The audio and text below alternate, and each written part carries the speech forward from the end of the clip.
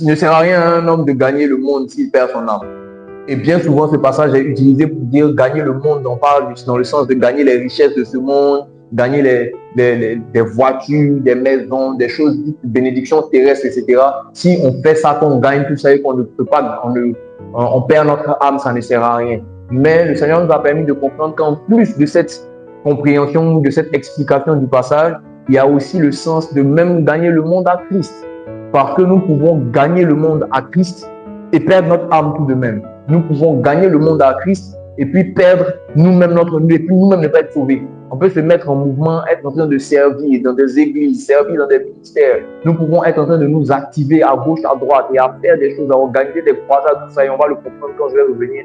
On va arriver sur le résumé de la semaine qui est passée. On peut faire tout ça, même obtenir des résultats et puis ne pas être agréé par Dieu. Pourquoi? Parce qu'il ne nous connaît pas. C'est ce que Jésus a dit. Il dit à des gens qui à la fin vont se retrouver devant lui et puis vont dire on a fait ceci, on a fait cela en ton nom. Et il va dire je ne vous connais pas. Oubliez, arrière de moi, oubliez l'iniquité. Amen. Donc le Seigneur ne nie pas le fait que ces personnes aient travaillé, mais il ne connaît pas ces gens. Ils ont certes eu un résultat, mais leur cœur n'était pas un cœur qui était en communion avec lui. Alléluia. Donc la première des terres, le premier territoire que nous avons à conquérir, c'est d'abord le territoire de notre cœur. Alléluia. Ensuite, donc ça c'est disponible sur YouTube. Vous pouvez aller regarder ça là-bas. On ne va pas trop s'attarder dessus parce qu'on a pas mal de choses à faire aujourd'hui. Ensuite, on a parlé du fait que les territoires émanent de quelque part. Les territoires sortent de quelque chose. On a parlé du passage dans Genèse qui dit, Dieu dit, on dit la terre était informe et vide, tout ça, et Dieu dit, l'esprit de Dieu se mouvait au-dessus des eaux. Dieu dit que les eaux se rassemblent en un seul lieu et que le sec paraisse. Nous avons expliqué que le sec, c'est le territoire de prédilection des hommes. C'est le symbole de la zone d'activité humaine, là où l'homme est censé se déployer. Amen. Et ce sec-là, en fait, n'est pas seulement une image de, comment dire, n'est pas seulement le sec physique. C'est toute forme de territoire que l'homme, qu'une personne est appelée à diriger ou sur laquelle ou lesquels une personne est appelée à régner. Tout territoire peut être assimilé à ce sec. Maintenant, nous sommes sur terre pour exercer l'autorité de Dieu. Nous sommes sur terre pour un mandat, une mission que le Seigneur nous a confiée. Donc, nous avons comme zone physique d'action la terre. Nous sommes certes des êtres spirituels, mais que ce soit les ministères, que ce soit le travail, que ce soit tout ce que nous avons à faire, nous avons à le faire dans un territoire qui est d'abord physique. Même si nous gagnons les gens spirituellement pour les emmener après au paradis, dans l'espoir qu'ils acceptent qu'ils aillent au paradis, ces gens-là, nous les rencontrons sur terre. Le Seigneur a dit, on a lu ce passage-là, il a dit, le ciel, les cieux sont à l'Éternel et la terre est au Fils des hommes. Amen. Donc Dieu a donné, c'est en Psaume 115, le verset 16. Les cieux sont les cieux de l'Éternel, mais il a donné la terre au Fils de l'homme. Amen. Donc tout ce que nous faisons, tout ce que nous avons à faire, à dire, à organiser, à créer, à déployer, nous le faisons sur terre. Et c'est une méprise que nous avons eu d'être sur terre, d'en faire notre champ d'action et en même temps de négliger les vérités et les réalités de la terre, sous prétexte que nous venons des cieux et que c'est là-bas que notre partie se trouve. Alléluia. Il est important pour nous de comprendre les réalités et les vérités de la terre. Jésus donc, enfin Dieu, quand il parle, il dit que les eaux se rassemblent en un seul lieu et que le sec paraisse. En d'autres termes, on a dit que le sec était sous les eaux. Donc, le sec est sorti des eaux, puisqu'il a retroussé en griffe les eaux pour que paraisse le sec. Amen. On a expliqué que les eaux sont un symbole de la connaissance. Donc, il est dit en Ésaïe 57, le verset 20. En Ésaïe 11, le verset 9. Il ne se fera ni tort ni dommage sur toute ma montagne sainte, car la terre sera remplie de la connaissance de l'Éternel, comme le fond de la mer par les eaux qui le couvrent. Amen. Donc, l'eau, il y a ce passage-là, il y a ce passage aussi dans Habakkuk. Donc, l'eau est le symbole de la connaissance. Et donc, il y a une connaissance qui a fait émaner le sec, qui a fait émaner les territoires des hommes. Donc, cette connaissance-là, c'est le symbole de la connaissance des principes terrestres. Parce que nous ne pouvons pas être sur la terre. pour mener des actions sur terre en négligeant les réalités et les vérités de la terre. Ce n'est pas possible. Amen. Quand nous faisons le ministère, j'ai parlé du fait que beaucoup de personnes ont été utilisées par Dieu pour faire des choses extraordinaires, mais une fois que leur corps a pris un coup et qu'ils n'étaient plus à mesure de l'utiliser sur terre, leur ministère s'est arrêté. Quel que soit le niveau de l'onction que tu as et des grâces de Dieu qui sont sur ta vie, si tu méprises les principes, par exemple, d'hygiène et les principes tu traites mal ton corps et que ton corps tombe en panne, en grippe, ton corps est le véhicule qui te permet à toi, en tant qu'esprit, d'agir sur terre. Aucun esprit ne peut agir sur terre en dehors d'un corps. Même toi-même qui es un homme, ton esprit là, a obligation de se trouver dans un corps pour pouvoir interagir avec le physique. Alléluia. Donc, on ne peut pas négliger les principes physiques et espérer avoir de l'impact sur lui. Ça ne signifie pas qu'il n'y a pas une inspiration ou une réalité spirituelle qui vient nous permettre de prendre le dessus. Parce que d'ailleurs, du passage que nous avons parlé dans Genèse, donc, que j'ai cité tout à l'heure, on dit que les eaux qui sont au-dessous du ciel se rassemblent en un seul lieu. C'est ce qu'on a lu tout à l'heure. Au verset... où est-ce que je cherche? Est-ce que ça même, j'avais noté ça? Voilà. Genèse 1, verset 6 au verset 8. Dieu dit qu'il y a une étendue entre les eaux et qu'elle sépare les eaux d'avec les eaux. Et Dieu fit l'étendue et il sépara les eaux qui sont en dessous avec les eaux qui sont au-dessus. Donc, il y a eu les eaux d'en haut et les eaux d'en bas. On a expliqué que les eaux d'en haut, c'est la connaissance spirituelle. C'est la connaissance qui vient d'en haut. Les eaux d'en bas, c'est la connaissance des principes terrestres. Alléluia. Quand nous avons une révélation spirituelle, elle vient pour nous donner l'ascendant, pour que nous ayons un plus pour utiliser les réalités ou les vérités, les principes terrestres pour pouvoir mieux dominer sur notre cercle. Amen. Ça, c'est clair. Amen. Ok. Donc, la connaissance des choses d'en bas est importante. J'ai donné une image. J'expliquais que si Dieu dit que tu dois être quelqu'un qui va être influent ou qui va, qui va vraiment avoir de l'impact dans le domaine du droit, tu vas apprendre la pensée de Dieu, sa logique, ton cœur, etc., par rapport à sa justice, certes. Tu vas avoir une révélation de Dieu qui vient d'en haut, certes. Mais quand tu vas devoir appliquer ton intelligence, appliquer l'état de cœur que tu as, ton état d'esprit, ton caractère, tout ce que tu as au droit, tu vas l'appliquer sur le droit qui est sur terre. Amen. Si tu es en Côte d'Ivoire, tu ne vas pas exploiter les capacités que Dieu t'a données en dehors du droit ivoirien. Si tu es aux États-Unis, tu vas utiliser le droit des États-Unis pour pouvoir exercer. Donc, ton excellence va se manifester, mais au travers de principes universels en gris qui ont été établis sur terre pour faire fonctionner le droit aux États-Unis. Alléluia. Et on a expliqué qu'il est important pour nous de se former. Il est important pour nous d'apprendre des choses de la terre. Pendant que nous apprenons les choses du ciel, il est important pour nous de comprendre les principes terrestres. Tu ne peux pas être médecin et puis ne pas apprendre comment le corps humain fonctionne. Amen. Donc, le Seigneur peut te révéler des choses qui n'ont pas encore été découvertes sur le corps humain et qui va peut-être te donner d'avoir des méthodes qui vont permettre d'avoir plus de résultats quand toi tu soignes les gens. Mais dans tous les cas, quelle que soit la révélation que Dieu va te donner, il va te donner une révélation sur le corps humain. Il ne va pas te donner une révélation sur le corps des anges. Alléluia. Et ça, c'est important à comprendre. Ça encore, tous les détails sont sur YouTube. Amen. Donc, les territoires émanent de la connaissance terrestre. Alléluia.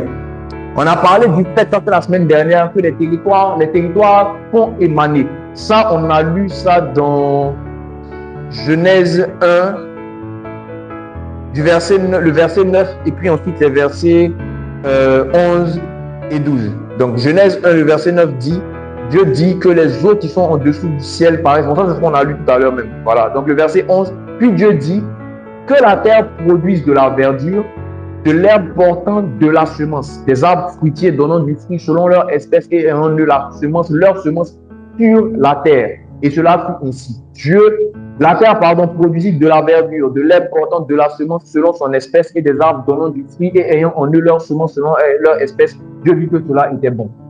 Amen. Le point principal sur lequel je veux revenir par rapport à ça, c'est que là, il est question de productivité. Il est question de productivité.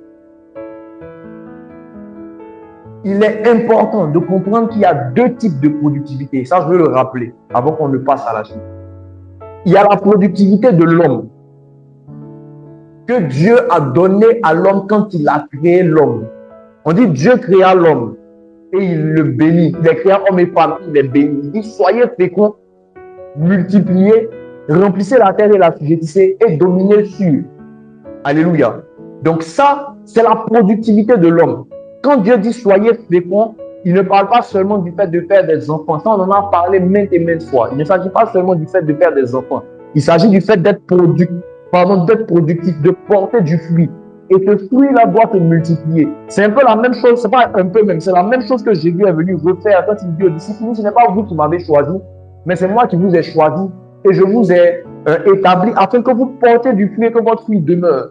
Le fruit qui demeure, c'est un fruit en fait qui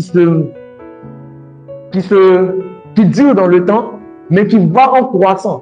Parce que dans tout ce que Dieu fait, il y a une nature de croissance. Ça commence petit et ça grandit. C'est pour cela qu'il dit ne négligez pas les faibles commencements. Ça commence petit et ensuite ça grandit. Alléluia. Donc, le Seigneur met en nous un potentiel. Ce potentiel-là, nous devons le mettre en action. Ce potentiel, nous devons le mettre en exécution.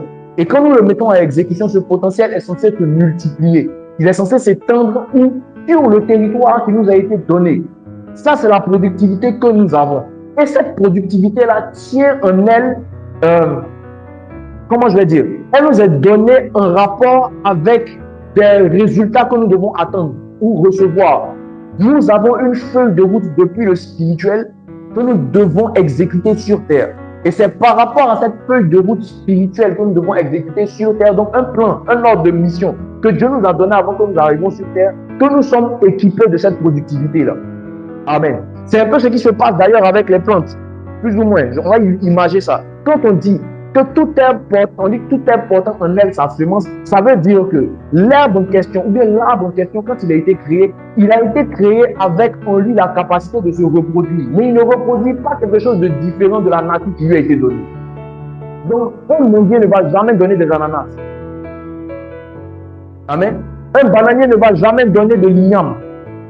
De même, l'homme, en fait, est appelé à faire quelque chose pour Dieu sur terre, et ce quelque chose-là se reconnaît au travers du type de semence et de la nature de capacité de productivité que la personne a en elle. Vous me comprenez? Si nous prenons l'aspect de la productivité qui concerne le fait de se reproduire, donc de la fécondité, qui concerne l'aspect de se reproduire, un homme ne fait pas un chat. Amen. Quand un homme et une femme ont un enfant, c'est pas un être humain qui naît. Alléluia. C'est pas un crocodile. C'est pareil pour ce qui est de la productivité en termes d'action que nous devons mener, en termes d'œuvres que nous devons produire. Il y a en nous une forme de semence que Dieu a mis depuis le ciel. Donc nous sommes prédestinés à des œuvres. Et ça, on l'a lu aussi la dernière fois. En Éphésiens 2, le verset 10. Car nous sommes son ouvrage, ayant été créés en Jésus-Christ pour de bonnes œuvres que Dieu a préparées d'avance afin que nous les pratiquions. Donc ça veut dire qu'en nous, en tant que les plantes ont reçu une nature qui leur permet de produire des fruits qui sont liés au type de plantes qu'elles sont, de même nous, en tant qu'êtres humains, nous avons été prédestinés pour pouvoir accomplir un type d'œuvre. Et c'est en fonction de ce type d'œuvre que nous devons produire que nous avons reçu une productivité. Donc, quelqu'un qui est appelé à être serviteur de Dieu, être prophète ou à être pasteur ou évangéliste, j'ai cité beaucoup. Quelqu'un qui est appelé à être pasteur ne peut pas venir si quelqu'un dit moi je ne veux pas être pasteur, je veux être commercial.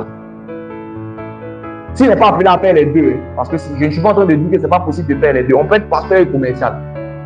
Mais par exemple, le Seigneur t'appelle, laissons pasteur et commercial là, mais comme c'est deux domaines On va prendre le domaine séculier. Quelqu'un, Dieu t'a prédestiné à être avocat. Tu ne peux pas venir sur terre et puis devenir médecin. Parce que le type de connaissance, le type de capacité qui t'a été donné est un type de capacité qui te permet de produire des œuvres d'avocat. Alléluia.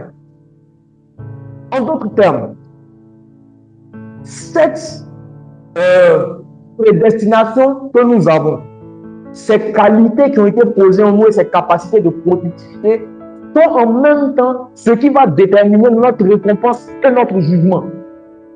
Parce que nous ne pouvons pas être évalués en dehors de la feuille de route qui nous a été donnée. Donc imaginez que vous avez été embauché dans une entreprise et que dans l'entreprise en question, vous avez été embauché en tant que directeur des ressources humaines. Amen. Vous avez été embauché en tant que directeur ou directrice des ressources humaines. Quand on va vous évaluer en fin d'année, on ne va pas vous évaluer en tant que comptable. Parce que vous avez signé, vous avez fait des études qui vous ont qualifié pour être spécialiste en ressources humaines, vous occupez un poste de ressources humaines dans l'entreprise et puis maintenant vous allez être évalué à la fin sur la base des tâches préalables qui vous ont été données. Donc imaginez que l'école où vous avez fait la formation en ressources humaines, c'est le ciel, où vous avez reçu des prérogatives pour faire quelque chose. Vous avez reçu un équipement pour faire quelque chose. L'entreprise où vous travaillez là, c'est la terre. Où vous avez été envoyé pour exécuter ce que vous avez appris, vous avez reçu comme équipement dans le ciel. Amen. Et maintenant, quand vous finissez là, à la fin de l'année, si c'est un bilan annuel que vous devez faire, considérez que l'année que vous avez fait là, c'est votre lifetime sur terre. Et qu'à la fin, vous allez votre évaluation là. C'est comme quand vous retournez vers Dieu et vous dites, ok, je t'ai emmené sur terre, qu'est-ce que tu as fait du temps, des talents et des dons que je t'ai confiés? C'est clair? Et en ce moment-là, donc, vous allez réussir en fonction de ce que vous avez établi l'employeur au départ. Donc, si vous êtes venu dans la société et que vous êtes supposé être quelqu'un qui fait ressources humaines, mais quand vous êtes allé travailler en informatique, à la fin, on ne va pas vous évaluer seulement pour vous dire, bon, ok, vous avez bien travaillé au niveau de l'informatique, pas demander, bon, les ressources humaines pour lesquelles on vous a embauché, là, qu'est-ce que vous avez fait là-bas? Et même si vous avez eu de bons résultats au niveau de l'informatique, vous n'avez pas accompli la raison pour laquelle vous êtes venu. Vous en pouvez vous envoyer plus. Et c'est exactement la même chose que font beaucoup d'hommes sur terre. La majorité des gens sur la terre viennent et décident ou font les choses en fonction de ce qu'eux, ils ont envie de faire. Ils ne font pas les choses en fonction de ce que Dieu a établi ou préétabli pour eux. Les gens ne consultent pas Dieu pour savoir dans quel sens aller. Ils veulent dominer dans des endroits en fonction de ce qu'eux, ils estiment être bon ou intéressant. En fonction de comment ils vont être rémunérés ou payés. Mais il y a une raison pour laquelle tu es sur la terre et tu vas rendre compte à Dieu pour ce que tu es venu faire sur terre. C'est la seule chose en fonction de laquelle tu seras évalué. Vous me comprenez? Donc, ça, c'est la productivité qui est propre à l'être humain. Maintenant, en ce qui concerne les territoires ont reçu de la même manière que l'homme a reçu une bénédiction dans le ciel disant « Soyez féconds, multipliez, remplissez la terre et la fugetissez ». Les terres, les territoires, donc les différents types de sectes ont reçu aussi de la part de Dieu une bénédiction qui dit, c'est ce que nous avons lu tout à l'heure, que la terre produise de la verdure, de l'herbe portante de la semence, des arbres fruitiers donnant du fruit selon leur espèce et ayant en eux leur semence. Et ce qui est important, c'est que c'est précisé sur la terre. Ça veut dire que les différents types de territoires, que ce soit des territoires physiques, ou que ce soit des cœurs, ou que ce soit des secteurs d'activité, les différents fruits que ces territoires doivent produire ne sont pas à produire dans le ciel. C'est des choses qui doivent être produites sur la terre. L'évaluation des résultats qu'on a obtenus, ça ne sera pas en fonction de ce qui est dans le ciel. Donc, si vous n'avez pas fait sur terre ce que vous étiez censé faire sur terre, si vous n'avez pas profité des productions et des produits de la terre, ne pensez pas que vous allez profiter de ça dans le ciel. Donc, être pauvre, n'avoir aucun impact, être dans la difficulté, dans la souffrance sur terre, ce n'est pas la clé pour pouvoir profiter de l'épanouissement de Dieu dans le ciel. C'est deux domaines totalement différents pour lesquels vous avez des mandats différents. Donc il ne faut pas confondre les choses, ça ne se substitue pas. Ce que tu n'as pas fait sur terre, tu ne vas pas faire ça dans le ciel. Amen. Ok. Donc, il existe une bénédiction de Dieu pour les territoires.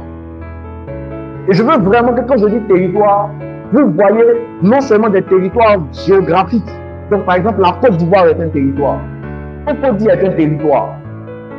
Abidjan est un territoire. Johannesburg est un territoire. La Terre en elle-même est un territoire. Les continents sont des territoires. Ça, c'est géographique. Mais les médecins, c'est un territoire. Donc, la médecine est un territoire. Le droit est un territoire. La communication est un territoire. Alléluia. Je ne sais pas, il y a quel exemple encore. Tous ces différents secteurs d'activité-là sont des territoires. La pêche, l'agriculture, etc. Ce sont des territoires.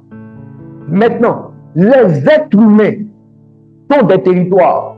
Puisque je vous expliquais que le premier territoire à conquérir, c'est son propre cœur. Ça veut dire que les territoires des cœurs se conquièrent.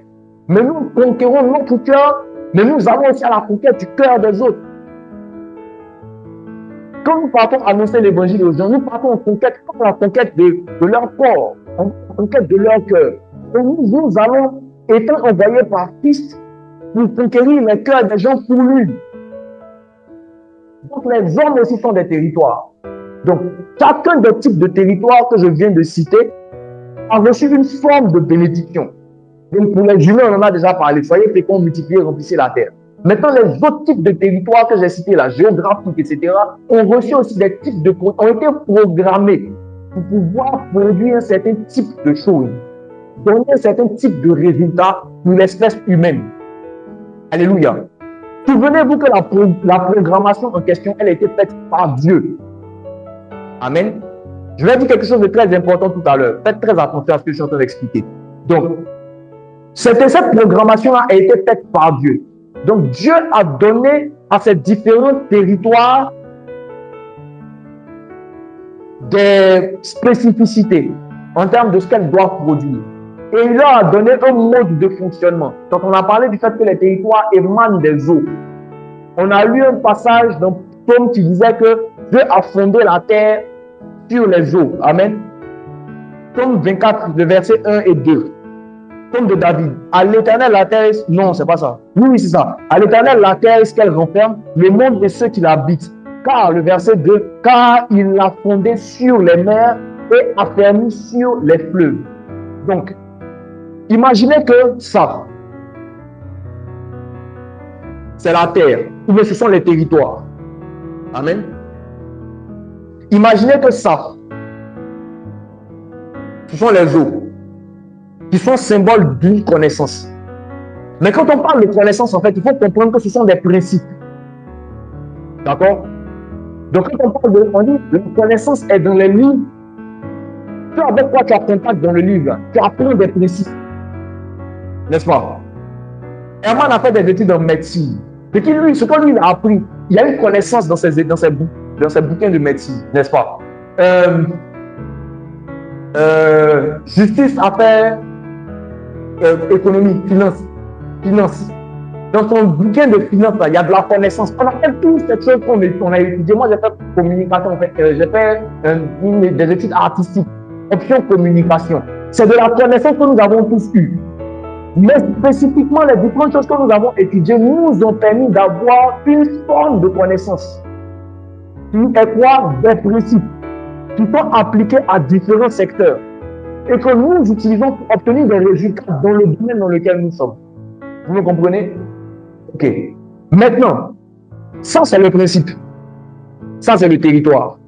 Tout ce qui va sortir d'ici, donc imaginons que ça, c'est un fruit qui sort du territoire. D'accord? Donc, ça a émané de ça. Mais ça a émané de ça pourquoi? Parce qu'il y a ça en bas. Donc, c'est comme quand on met une plante en terre, et il y a tous les sels minéraux, etc., tout ça. Et puis, quand tu mets la graine là, la graine se nourrit de ce qui est dans la terre pour qu'il y ait un fruit qui sort, ou un arbre qui sort. D'accord? Ok. Donc ça, c'est la connaissance, enfin, c'est la conséquence de ça, en vrai, mais qui passe par ça. Donc, ça là, c'est le territoire. Ça, ce sont les eaux. Les principes qui sous-tendent le territoire. Et ça, ce sont les productions qui sortent du territoire. Donc, les productions sont en fonction du type d'eau qu'il y a sur le territoire. Maintenant, Dieu, quand lui établit cette connaissance, et qu'il la met pour sous-tendre ce territoire, il fixe à cette connaissance-là un but qui va se manifester par ce fruit. Amen. Et ça va servir à quelque chose. Mais la réalité, en fait, c'est quoi? C'est que les connaissances dont nous sommes en train de parler là sont vivantes. C'est ça qui fait toute la différence. Parce que nous, on a l'impression en fait que la connaissance est une information morte. On a et qu'on met en pratique ou qu'on connaît et puis on met à exécution pour pouvoir avoir des résultats. Mais il se trouve que les principes des territoires ont des oreilles. Les lois qui sont liées au territoire, les principes là, ce sont souvent des entités. Les lois même ont des gardiens qui sont des entités, des esprits. C'est pour cela, par exemple, qu'on a des esprits des eaux, on a des esprits des forêts, des esprits qui sont dans les déserts, etc. Ces esprits-là sont liés à des territoires spirituels, ou bien même à des territoires physiques, mais à des types de connaissances dont ils sont les gardiens. Amen. Et les territoires en question là réagissent à des informations. C'est pour cela qu'il est dit. Je ne sais pas si on avait lu ça la semaine dernière. Non. C'est pour cela qu'il est dit. On dit la création. Quand la Bible dit création, dans le Nouveau Testament, il s'agit de principes. Des principes de fonctionnement des choses. Nous, pendant longtemps, quand on a prêché, on a dit, nous-mêmes on dit souvent la création, mais on a carrément transformé le passage. On dit, les hommes atteignent l'humanité avec un ardent désir, la révélation des fils de Dieu. Mais en vrai, il a dit création. Tout comme quand Jésus a dit, allez et puis annoncer l'évangile à toute la création. Alléluia. La création dont il est question là, ce sont des principes, ce sont des lois. Mais comment est-ce qu'on peut prêcher l'évangile à quelque chose qui n'entend pas? Quelque chose qui n'est pas divin peut atteindre la révélation de quelque chose d'autre. Comment est-ce qu'elle en prend avantage ou comment elle juge cette révélation? Vous comprenez? Donc les principes là sont vivants. Et puis même, au-delà d'être vivant, ils ont une volonté. C'est bizarre, non? Ok. Si la Bible dit, il y a des choses on lit, hein, c'est devant nous. Mais en fait, on ne fait pas de rapprochement. Et souvent, on prend ça comme ça seulement.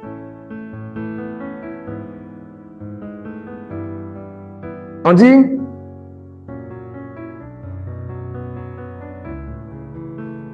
Romains 8, le verset 19, jusqu'au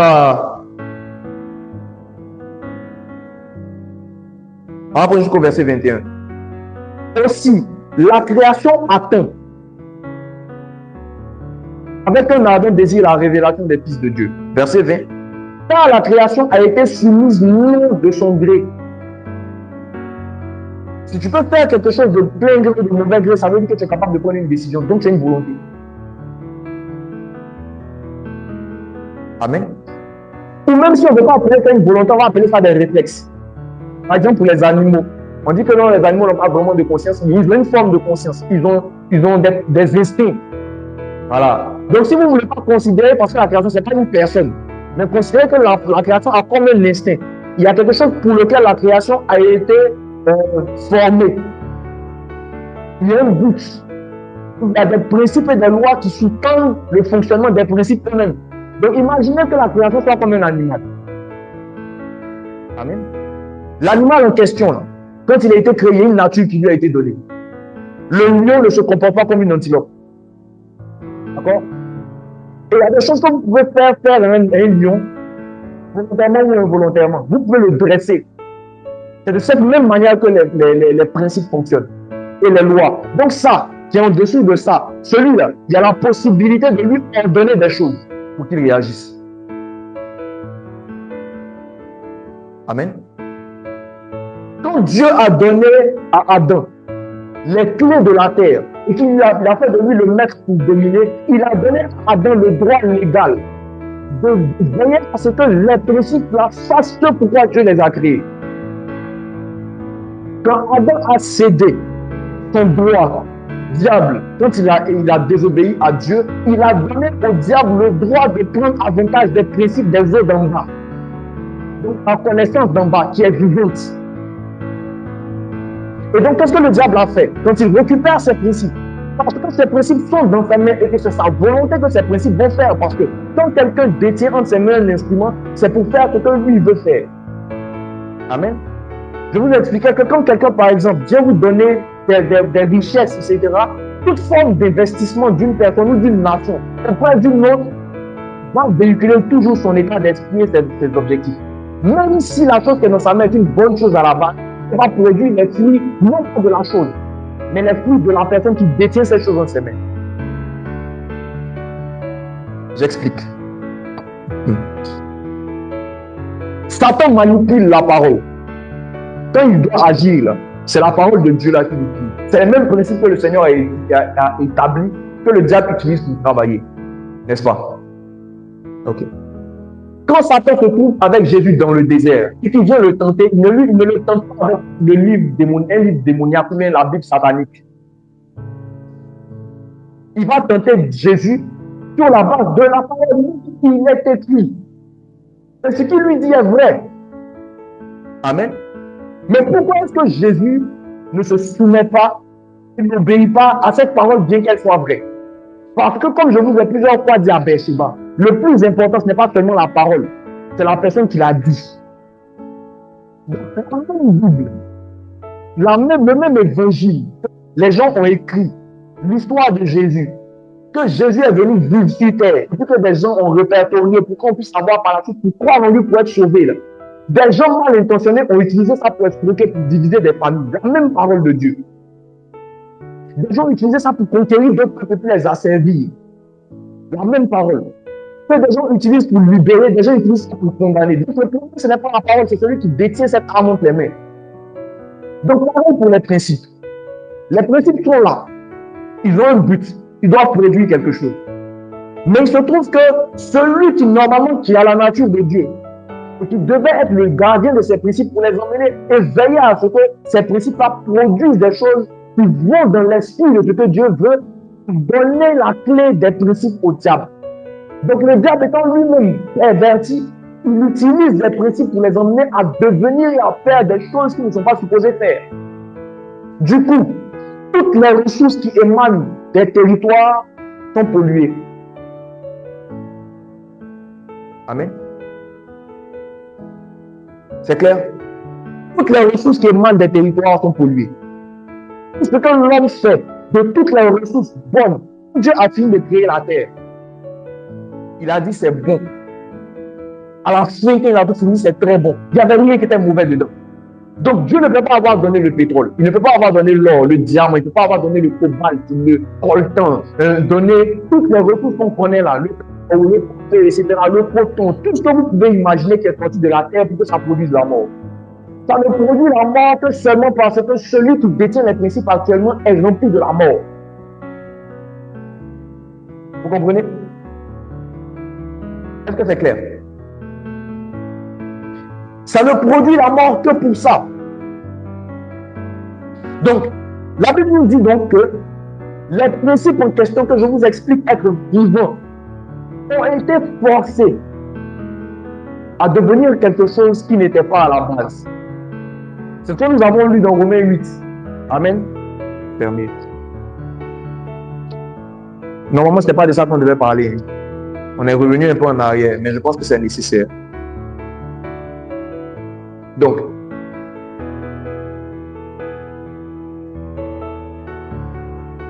verset 20, car la création a été soumise à la vanité, non de son gré, mais à cause de celui qui l'y a soumise. Et je vous expliquais donc que la création a la possibilité de faire un choix. Vous pouvez éteindre un peu la clim, s'il vous plaît. Donc, les principes ont choix, ont obéi à quelque chose, ont une volonté.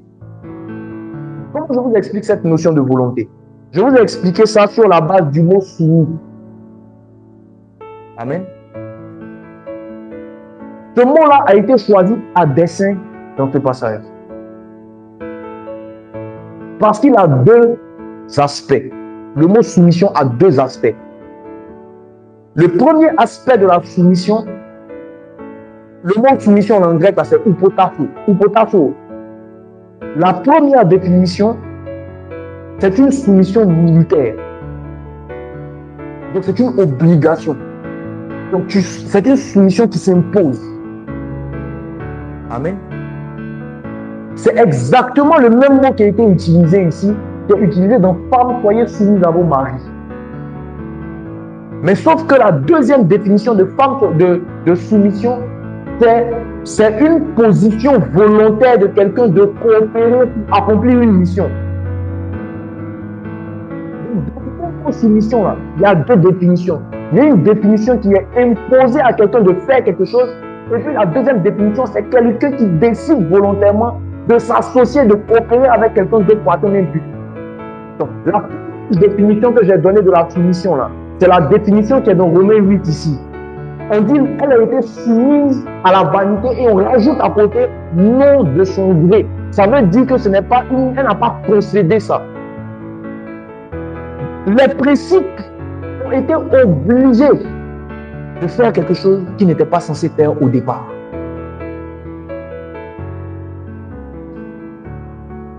Vous comprenez? Ils ont été obligés. Ils n'ont pas cédé ça de plein gré. Donc le diable oblige les lois et les règles qui sous-tendent les différents territoires à produire des fruits qui sont contraires à ce qu'ils étaient censés produire au départ. Parce qu'il y a la corruption du diable qui est rentrée dedans. C'est pour cela que Dieu a dit à Adam, il dit à cause de toi la terre est maudite. Amen. L'homme a été maudit dans sa productivité lui-même.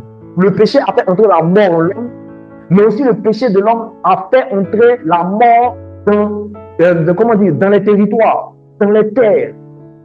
Donc tout ce que les terres étaient censées produire normalement, qui était parfait, a connu la pluie, a connu tout ce qu'ils étaient, oui, a connu la corruption. Et ça, c'est parce qu'à la base, les principes ont été saisis par le diable et qu'il les utilise, c'est fait en lui. Alléluia. Maintenant, quand nous, en tant qu'enfants de Dieu, nous revenons, en tant qu'hommes, et que nous sommes transformés, que nous devenons une nouvelle créature, donc nous devenons enfants de Dieu, il nous a donné le pouvoir de devenir enfants de Dieu. Nous ne sommes pas nés de la volonté de la chair, ni du sang, mais de l'esprit. D'accord? Et quand nous devenons enfants de Dieu, qu'est-ce qui se passe? À partir de ce moment-là, nous devenons des fruits et des instruments de Dieu.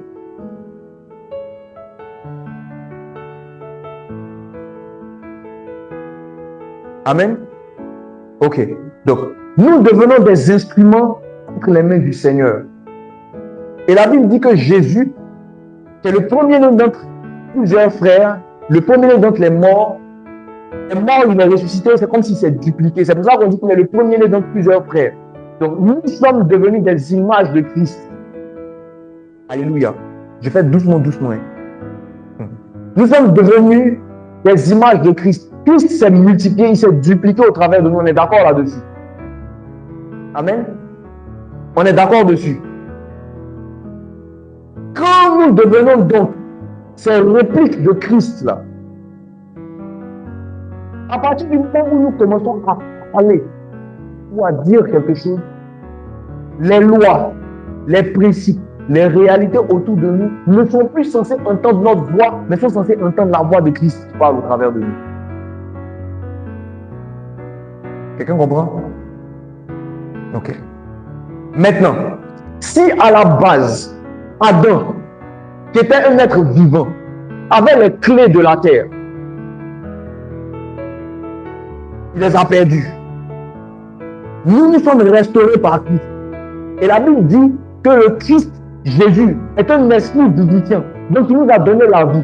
Et qui est venu pour nous repositionner en tant que personne dominante sur la terre. Ça veut dire que notre responsabilité est de reprendre le contrôle des principes. Alléluia. Parce que quand le diable a pris le contrôle de la terre, il ne s'est pas contenté juste de prendre le contrôle de la terre pour s'asseoir. Il allait travestir les principes. Et si les principes sont en dessous des territoires, ils sont plus bas que terre. Jésus n'est pas descendu sous terre pour rien. On dit qui a vécu, c'est celui qui est descendu et qui est remonté avec les clés. De quelle clé il s'agit?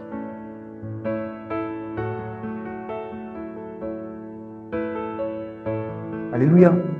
Donc, ce que Jésus est parti faire sur les territoires, là, c'est de récupérer les clés des principes et puis de les rétablir. C'est pour cela que quand Jésus est mort, il n'est pas mort seulement pour que le salut soit pour l'humanité. Il a non seulement emmené à l'homme une vie nouvelle, mais il a assaini son environnement. Parce que ça ne sert à rien de donner des médicaments de palu à quelqu'un pour le soigner, et puis de laisser les moustiques dans la zone. Il va guérir, il va retomber malade. Pourquoi? Parce qu'il se fait piquer encore par les mêmes moustiques-là qui vont. Donc il faut dépolluer l'endroit. Donc quand on parle de l'évangile du salut de Jésus, et de ce que Jésus est venu faire sur la croix de Golgotha, il n'est pas juste mort pour que les hommes aient la vie éternelle. Non seulement il a donné ça, cette vie éternelle et cette nouveauté de vie à l'homme, mais en plus de ça, il a travaillé de sorte à ce que l'écosystème dans lequel l'homme vit soit remodelé et retrouve sa forme initiale. Mais quand il le fait, il donne les clés à l'homme. Parce que nous l'avons lu tout à l'heure. Les cieux sont les cieux de l'Éternel, mais la terre appartient aux fils des hommes. Donc, régner sur la terre et rétablir les principes, ce n'est pas le travail de Jésus. Lui, il a payé le prix pour les remettre en position. Maintenant, les soumettre à nouveau, c'est le travail des hommes. Est-ce que quelqu'un me comprend? Si vous ne comprenez pas, quelqu'un me dit qu'il ne comprend pas. Je ne vais pas avancer pour me retourner. C'est clair. Quelle est la partie qui n'a pas été comprise? Ok. Satan vient. Et puis il récupère la terre, ou du moins les clés de la terre avec Adam. C'est pas avec Jésus qu'il prend ça. Hein? On est d'accord? Ok. Satan vient et s'attaque à l'homme. Il emmène l'homme à désobéir. L'homme ne rejette la responsabilité sur lui. Et puis lui, il prend les clés. Et puis il pourrit les principes. Donc ça fait que toutes les productions des territoires sont pourries. Okay. Jésus vient parce que la mort est entrée dans toute la création, l'homme compris. Quand Jésus vient, il vient et puis il fait en sorte que l'homme soit racheté. Donc la rédemption de l'être humain qui est reconnecté avec Dieu, séparé de la mort, il reçoit la vie de Dieu à nouveau, il doit être lui-même aussi un instrument, c'est une manifestation de cette vie. C'est pas ça. Quand il finit de faire ça, il descend pour pouvoir racheter les principes et leur fonctionnement. Donc il rachète la création entière. C'est en cela que l'évangile, et ça on va en parler quand on va arriver à Bercheva, sur l'évangile, l'aspect évangéliste, on va en parler. L'évangile a deux aspects. Il y a l'aspect de l'évangile pour les hommes et il y a l'aspect de l'évangile pour la création en dehors des hommes. Donc, pour les principes qui sous-tendent le fonctionnement de l'humanité et de la terre. Donc, Jésus a racheté les deux. Quand il finit de rétablir les choses dans leur monde, qu'est-ce qu'il fait? Il remet les clés du royaume de la terre à l'homme et puis s'en va. C'est clair? Pierre, tu es pierre, sur cette terre, je bâtirai sur cette pierre, je bâtirai mon église, et les portes du séjour des morts ne prévaudront point contre elle. Tout ce que vous allez, en gros, autoriser sur terre, va être autorisé sur terre. Ce que vous allez fermer dans les cieux va être fermé sur terre. C'est un droit c'est le droit de la domination, en fait. À la base, Adam avait le droit sur la terre de dominer. N'est-ce pas? Il a perdu. Quand Jésus vient rétablir l'homme dans sa position initiale. Donc ça veut dire qu'il remet l'homme dans son droit de dominer sur la terre. Amen. Donc Jésus n'est pas venu. Lui, il allait s'asseoir sur le trône. Tout est sous ses pieds. Mais quand on dit que tout est sous ses pieds, on dit que Jésus est la tête du corps. Les pieds font partie du corps. C'est l'église qui est le corps qui est sur. C'est sur l'église en fait que tout a été posé. Et l'église apprend des hommes. L'église, ce n'est pas des anges. Et si nous sommes les ambassadeurs du royaume sur terre, ça veut dire que nous sommes ceux qui devons manifester la souveraineté, la suprématie de Dieu sur terre, en tant qu'église. De la même manière que le diable a son église de ce qu'on appelle les loges. Est-ce que c'est compréhensible? C'est compréhensible? Ok. Donc, quand il remet les clés à l'homme, quand il donne les clés à l'église, on va dire, parce que normalement, c'est censé être l'homme. Mais tous les hommes ne sont pas sauvés. Il y a un prérequis au salut et à la position de domination. C'est le fait d'être un Christ. Amen. Amen.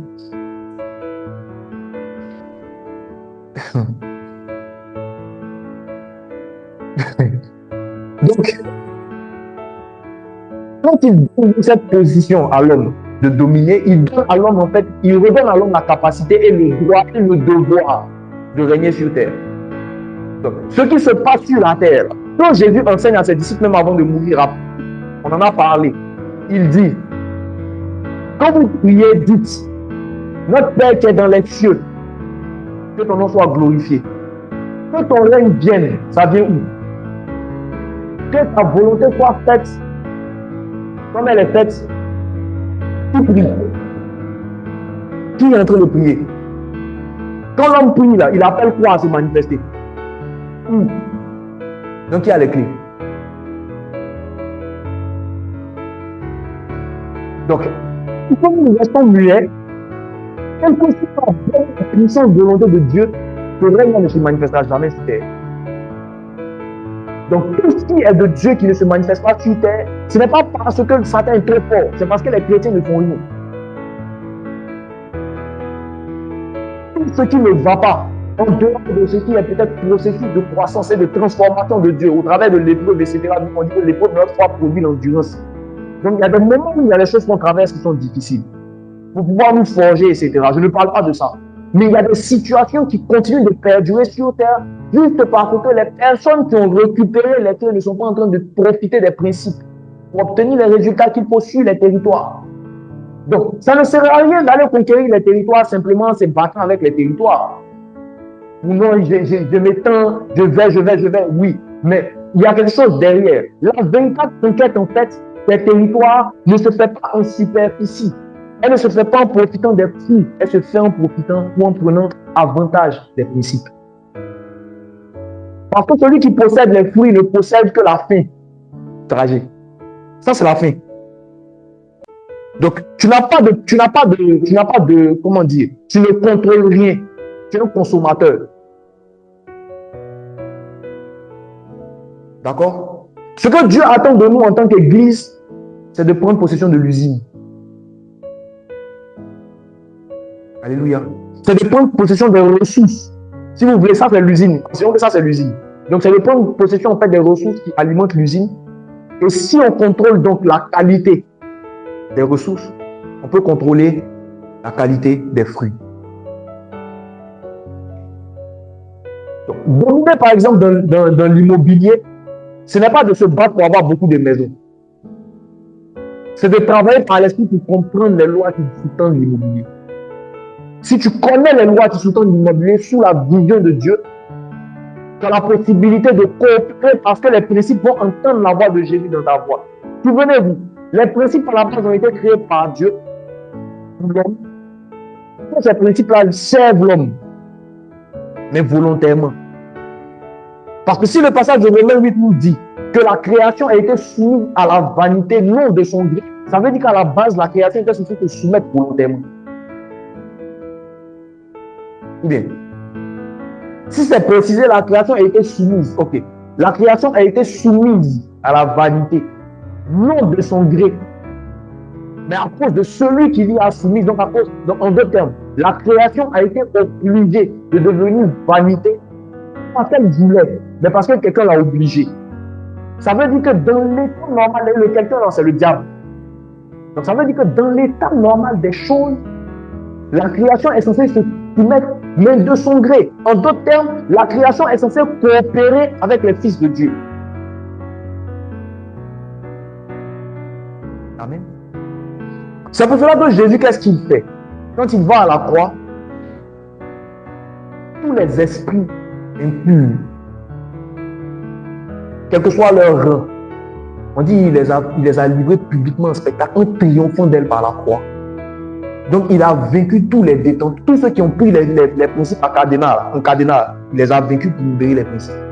Maintenant, nous, il nous a donné la même voie que nous, pour que les principes reconnaissent en nous leur créateur.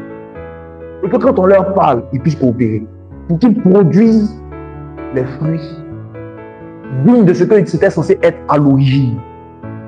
Donc, normalement, un chrétien, quelqu'un qui marche avec Jésus, quelqu'un qui marche avec Jésus, waouh, quelle surprise! Ah, ça, bonne arrivée. Donc, quelqu'un qui marche avec Jésus, il n'est pas là. Il n'est pas censé être là. Quelqu'un qui marche avec Jésus est censé être là.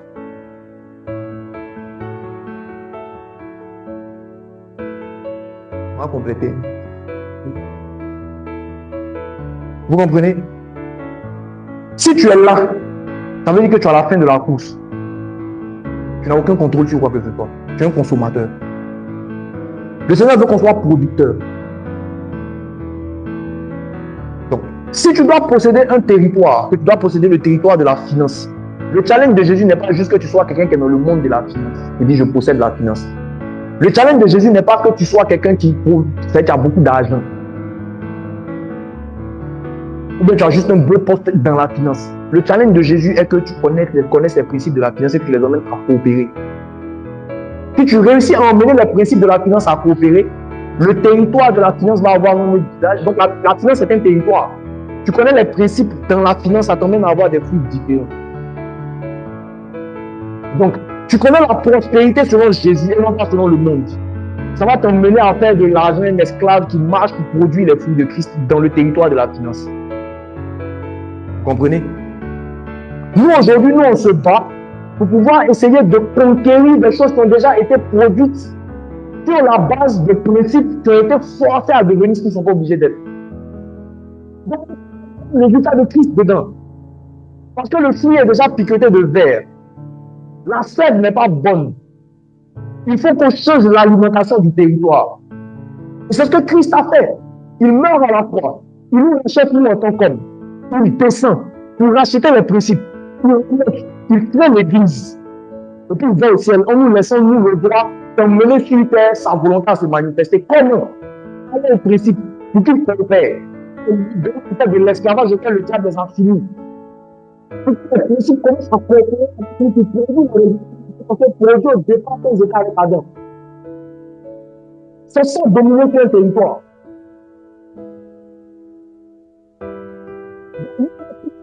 Les choses. C'est un territoire. J'allais prendre cet exemple, et puis même voilà, en fait, des musiques à venir. Bon, comment on va essayer dans la musique? Beaucoup de disques. C'était le son, voilà, en fait, des renommés. Il y a 2 semaines, on devait parler des sons, aujourd'hui, on est revenu sur les bases, mais Dieu sait ce qu'il fait. Mais c'est pas ça.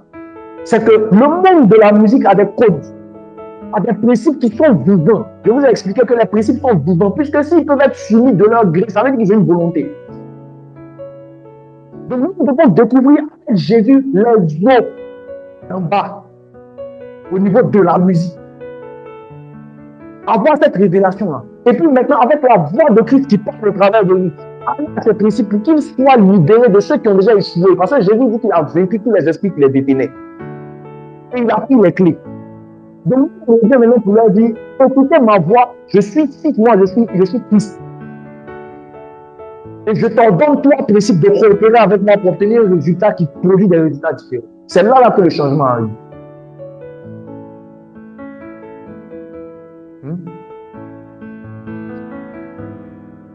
Vous comprenez? C'est ça le challenge des territoires. Et c'est à cause de cette méconnaissance que le simple fait même d'obtenir des résultats nous trompe. Et on en a parlé il y a 2 semaines. Comme je vous ai expliqué, c'est ça que je vais vous expliquer, on est reparti sur ça là. Il y a la productivité qui est liée à la valeur intrinsèque que Dieu t'a donnée. Soyez féconds, Dieu les bénit, soyez féconds, multipliés. C'est la productivité de l'homme. Dieu bénit les territoires et puis il dit que la terre produise de la verdure, de l'herbe portant en lui sa sémence. Amen. Mais quand il finit de faire ça en Genèse 1, en Genèse 2, on dit que Dieu avait fini de tout créer, mais rien n'avait encore poussé. Parce qu'il n'avait pas fait pleuvoir connaissance d'en haut. En fait, connaissance même tout court en mouvement. Parce que la pluie, il pleut pas d'en haut. Mais, système de précipitation. C'est l'eau d'en bas qui monte. Parce qu'on dit qu'une vapeur se mit en dessous de la terre qui arrosa les jardins. Donc, système de précipitation. Il a plu. Et il n'y avait pas d'eau. Dieu n'avait pas fait pleuvoir. Et il n'y avait pas d'homme pour cultiver le sol. Sinon, la terre avait déjà été bénie. Tout avait déjà été créé, c'était dans la terre. Il fallait que l'homme vienne cultiver le sol pour que ça sorte. Amen. Ok. Donc, quand l'homme vient cultiver le sol, ce qu'il fait, il vient mettre à cause de sa position d'homme, la terre, le territoire, en position de faire sortir ce qu'elle a comme valeur, comme potentiel. Parce que quand tu dis soyez fécond, c'est une potentialité. Que la terre produise, la terre a été bénie potentiellement pour produire, mais elle n'avait pas encore produit en Genèse 2. Ça veut dire que c'était un potentiel. Et ce potentiel-là n'est mis à exécution que quand l'homme travaille la terre pour que ça produise. Vous comprenez? Ok. Donc il y a deux types de productivité. La productivité de l'homme et la productivité du territoire. La productivité du territoire ne se manifeste qu'au travers de l'homme. Mais un homme peut être en train de faire produire le territoire et puis lui-même ne pas être productif.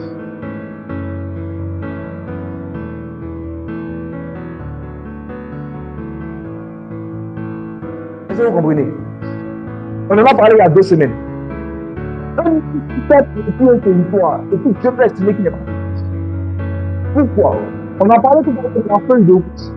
La feuille de route, donc Dieu te donne une feuille de route et il te donne une bénédiction, une fécondité qui est fonction de la feuille de route que tu as. Donc si Dieu t'appelle à être avocat, comme je disais tout à l'heure, on dit Dieu a établi. On va relire ça pour ne même pas, je ne vais même pas paraphraser.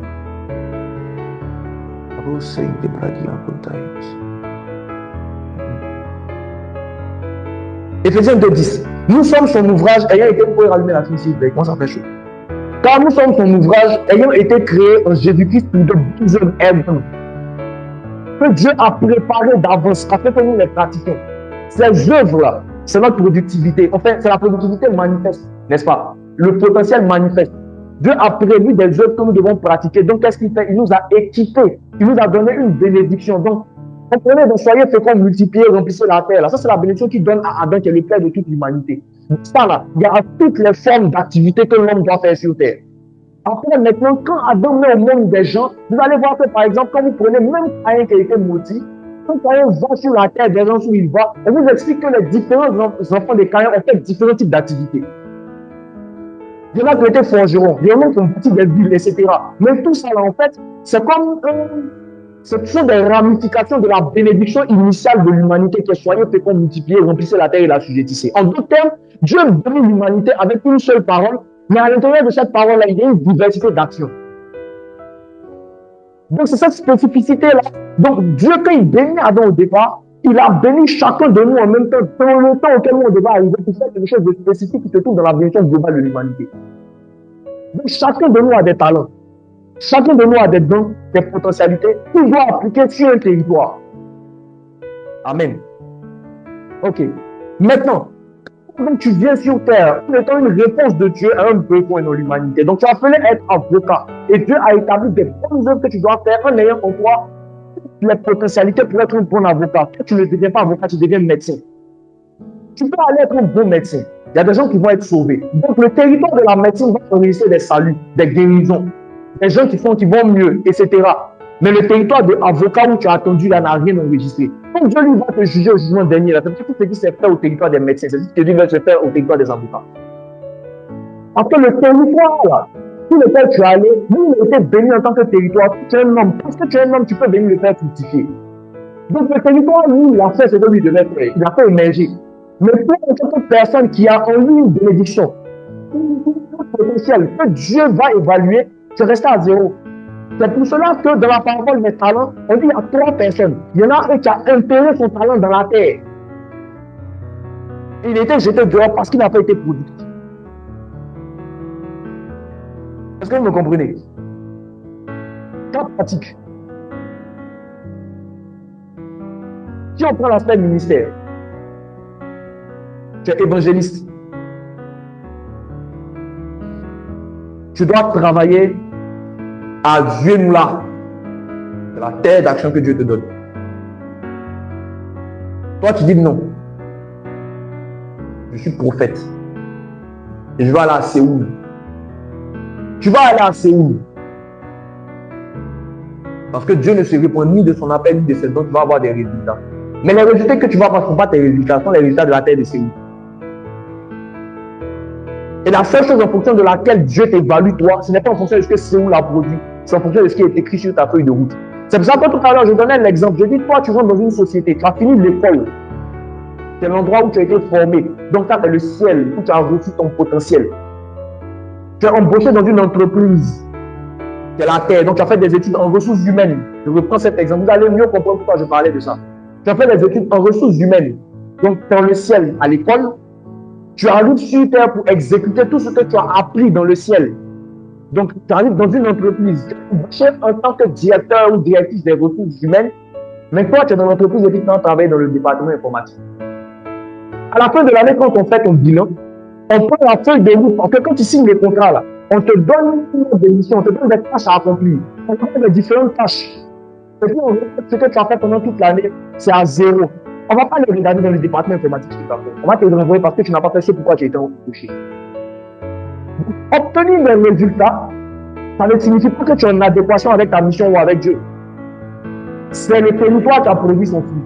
Obtenir des résultats aux yeux de Dieu, valider en tant que quelqu'un qui a réussi, c'est quand il y a adéquation entre la productivité qui est en toi et la productivité du territoire. C'est pour cela que quelqu'un qui est en train d'utiliser son potentiel sur la terre où Dieu a prévu qu'il utilise ce potentiel-là, produit des fruits qui sont excellents parce que la productivité est double.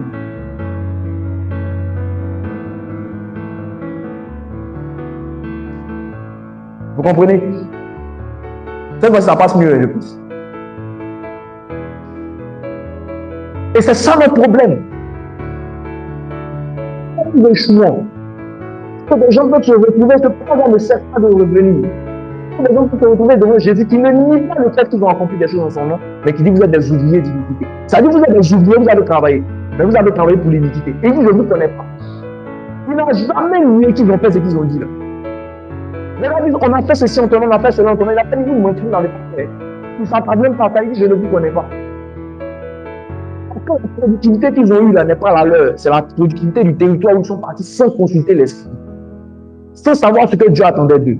Sans arriver à discerner par la volonté de Dieu quel est le territoire sur lequel ils devaient aller travailler. Maintenant, de façon pratique, nous trouvons maintenant sur le bon territoire où nous devons être. Obtenir les résultats du surnaturel reviendra à faire quoi? Non pas se contenter des fruits qui sont tordus, mais de redresser les fruits d'origine pour avoir des fruits nouveaux. Écoutez, je vous pose une question. Sur la terre ici, qu'est-ce qui existe en tant que matière qui ne vient pas de la terre? J'ai cherché, je n'ai pas trouvé. C'est une question, c'est une vraie question que je pose. Si quelqu'un a une réponse qui me dit. Oui, en tant que ressource première, qui ne vient pas de la terre. Tout ce qui est en métal vient du sol. Tout ce qui est meuble, caoutchouc, tout ça, ça vient des plantes, ça vient du sol. Tout ce qui est fruit de l'énergie, goudron, gaz naturel, ça vient de la terre. Hein? Ah bon? Pourquoi on les a fait quoi?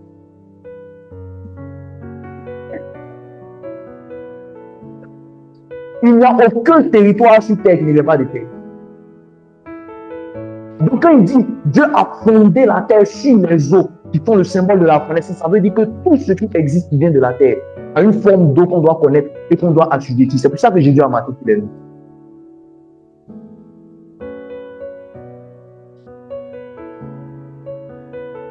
Ça, il a dit ça il y a 2 semaines. Il y a 4 semaines en arrière. Vous n'aviez pas. Jésus n'a pas marché sur les eaux juste parce qu'il n'avait pas de bateau pour partir là-bas. Il aurait pu se téléporter s'il voulait. Mais il a marché sur des eaux agitées. Symbole de la connaissance qui a été mouvementée, les principes ont été tordus. Il les a redressés, il les a dominés parce que la Bible dit que tout lieu suivant la plante de ton Dieu, je te le donne en héritage. Et je vous ai expliqué il y a quelques semaines que quand il parle de lieu, quand il dit là, c'est le même partage. C'est quand il dit que la terre se rassemble en un, que les eaux se rassemblent en un seul lieu. C'est le même mot lieu là qui a été utilisé quand il parlait à Josué pour dire tout lieu que pourra la femme de Dieu. Donc quand Jésus marche sur les eaux, il est en train de fouler un lieu. Ce sont les principes. Il rétablit dans leur fonctionnement. Quand il meurt à la croix, il met un saut à ce qu'il a déjà fait. Ce que Jésus a fait pendant sa marche sur la terre, avant de mourir à la croix. Chaque action, chaque miracle que Dieu a fait, que Jésus a fait, était une victoire pour rétablir des formes de principes, des formes de vérité. Son premier miracle, c'était quoi? Il a changé l'eau en vin.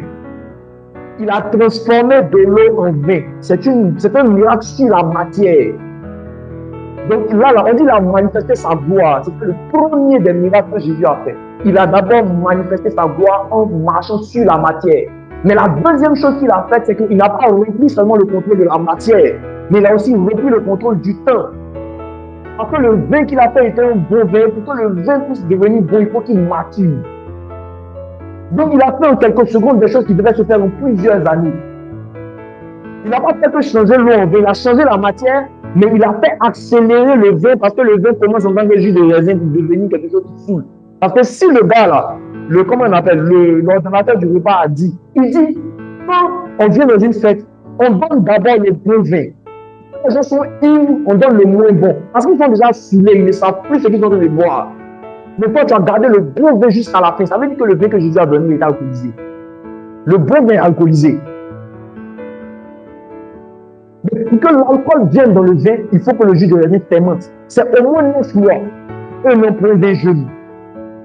Et puis le vin doit être bon. Puis on connaît le vin mature, il devient bon avec le temps. Donc ça veut dire qu'en quelques secondes, là, Jésus non seulement il a transformé de l'eau en vin, mais au-delà de ça, il a fait maturer le vin en quelques secondes. De la même manière que la verge de la présence de Dieu a fleuri en quelques temps et a donné des amandes en 24 heures. Pour que Dieu puisse donner des amandes, ça prend plusieurs années. Et il faut qu'il y ait un autre amandier à côté pour les polliniser. Il a fait ça en 24 heures. Un bois sec. Donc il est venu imposer sa domination sur le temps. Qui est une valeur non négligeable dans la réalité des territoires. Et c'est du temps normalement qu'on était censé parler aujourd'hui. C'est beaucoup plus clair. Donc ce que Jésus attend de nous aujourd'hui, moi mes prières ont changé depuis que le Seigneur a commencé à me servir sur ça. Au jour d'aujourd'hui, j'ai compris que prophétiser, on sait, on a déjà entendu ça, on l'a dit. Prophétise pour que les choses changent. Il faut que tu parles, c'est tout ce que tu dis. Mais le mécanisme qui est derrière, on doit expliquer. Et c'est ce mécanisme en fait que je suis en train de vous expliquer. C'est-à-dire que nous ne prophétisons pas en destination du fruit. Si nous voulons avoir ce que Dieu attend de nous, nous devons prophétiser en destination de la source. La richesse a pour racine la prospérité. D'accord? Donc, l'argent est un système basé sur le principe de la prospérité. Mais c'est un système qui a été établi par la sagesse des hommes, par le système mammon. Ça, je vous en parle souvent. Dieu a créé l'argent en tant que pierre, matière précieuse, l'or, etc. Il n'a pas créé de monnaie. Donc l'argent sous forme de monnaie est un système mammon. Banque et tout ce qui tourne autour, c'est pas Dieu qui a créé ça. Mais ça fonctionne. Pourquoi? Parce que c'est établi sur le principe de la prospérité. Le principe de la prospérité fait que quelqu'un à une certaine époque était riche parce qu'il avait beaucoup de gourris. D'accord? Aujourd'hui, quelqu'un qui est riche aux yeux des autres, c'est quelqu'un qui a beaucoup de billets de banque, c'est du papier. Mais ce qui donne de la valeur à ça, c'est le fait que des gens ont su se servir du principe de la prospérité pour donner de la valeur à quelque chose qui est vide. Maintenant, nous, en tant que chrétiens, qu'est-ce qu'on fait? On court après la chose qui est vide. Et on espère être riche et prospère en possédant ça. Mais en vrai, on n'est pas riche et prospère en possédant ça. On est riche et prospère en détournant ça. Si on récupère ça et qu'on arrive à faire travailler les principes de la prospérité avec quelque chose qu'on va toucher, même si c'est feu, démoniaque, ça va donner une valeur. Au niveau de la musique ou du cinéma, de l'art, de façon globale, ici il y a des formes de production. qui ont déjà été inventés, qui ont déjà été manifestés. Ça peut venir de Dieu, comme dans tous les cas, le diable n'a jamais été créé. Voilà, il se charge du système et puis il travestit. À chaque fois qu'il y a de nouveaux genres musicaux qui sortent et qui marchent, ou bien de nouveaux types de cinéma, en fait, de manifestations de cinéma, ou quoi que ce soit qui marche, on se contente de les copier. Parce que c'est ce qui prend dans ce monde. Mais ce qui donne de la valeur et de l'impact à ce qui est sorti là, c'est le fait que des gens ont compris comment ça fonctionne pour que dans la saison, on puisse impacter les gens par ce résultat aussi. Ce que Dieu attend de nous, ce n'est pas que nous récupérions ce qui marche déjà. C'est que nous envoyons des styles que nous pensons dans la saison qu'il faut faire pour que nous ayons l'impact de lui. C'est ce qui s'est passé avec David et Goliath. Ce qui marchait dans la saison pour se battre contre les géants comme c'est d'avoir la vue de Saül.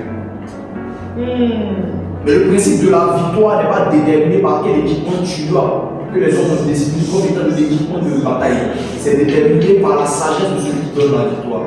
Qui, dans le cas de Saül et de David, quand de Goliath se manifestait par nous. Parce que David n'aurait pas pu s'approcher de Goliath. Il fallait le frapper de loin. Donc il y a une sagesse de Dieu qui est appliquée à tous les territoires pour obtenir des fruits qui sont plus grands que ce que les hommes peuvent donner. Mais tant que nous allons évaluer la réussite et l'impact en fonction de ce que les hommes ont déjà fait, on est limité dans la mesure de ce que les hommes ont déjà fait. Ça veut dire que le jour où les hommes ont claqué les doigts pour dire ah bah le jour ça marche plus, nous aussi on s'arrête. Donc quand on doit prophétiser là, on ne prophétise pas pour dire Seigneur que dans ce type de manifestation artistique là, que je puisse comprendre, que je puisse savoir le faire. Le Seigneur n'est pas pour le faire de quoi ça sert, on peut s'en servir. C'est de la stratégie. Mais notre prophétique doit aller dans le sens des lois de la musique et de l'art. Pour dire, pour obéir avec moi, révéler mon secret. Je le fais, je vous le dis aujourd'hui, je mets ainsi Dieu à l'épreuve. Je suis dans le domaine du textile, en dehors de la musique. Je disais à mon épouse, je sais que dans le traitement du coton, tel que c'est fait actuellement, ça pollue. Et puis ça détruit, n'est-ce pas? Ça veut dire que l'usage de la sagesse qui est utilisée actuellement, industrialiser le coton est une sagesse qui vient des principes qui est altérée. Parce que Dieu ne produit pas quelque chose qui produit la mort. Yes. Ok. Donc ça veut dire que le coton a des principes qui parlent, qui doivent obéir. Que je sache comment à l'origine, le coton peut être utilisé pour produire la mort. Donc il parle de coton, il y a quoi ça va dire? Ça parle de mourir. Dis-moi, quels sont ces principes qui sont qui peuvent faire que je vais sortir quelque chose que les gens n'ont jamais fait et qui ne vont pas produire la solution que ça peut faire? Parce que je sais que Dieu ne t'a pas donné.